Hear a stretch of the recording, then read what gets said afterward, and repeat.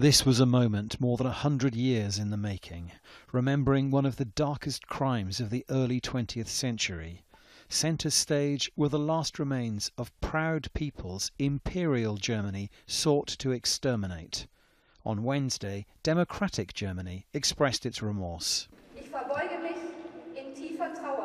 I bow down in the greatest sadness. I cannot undo the terrible wrongs our ancestors caused. But I beg you, from the bottom of my heart, to accept my apologies. Those terrible wrongs took place in southwestern Africa in the 1900s, when colonial German forces suppressed uprisings by the Herero and the Nama peoples. Those who survived the fighting were worked to death in concentration camps.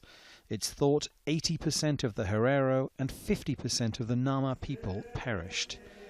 Today, the collective memory of their ordeal motivates the communities to seek reparation, something the Federal Republic of Germany will not give, which is why the Namibian government is suing Berlin in a US court. That 1904 and 1908 genocide was committed in the name of Germany.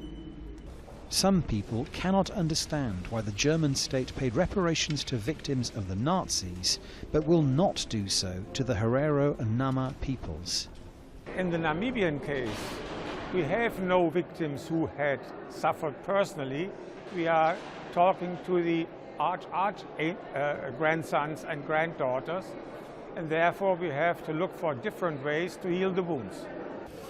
But as well-meaning as those thoughts are, they clearly aren't enough for the government of Namibia, for many of the congregation in the church, and indeed for the protesters here outside, who believe that the only real restitution would be full reparations.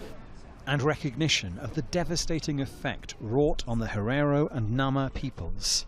Today we are a marginalized minority group, one of the smallest ethnic group in Namibia, and it's because of the genocide.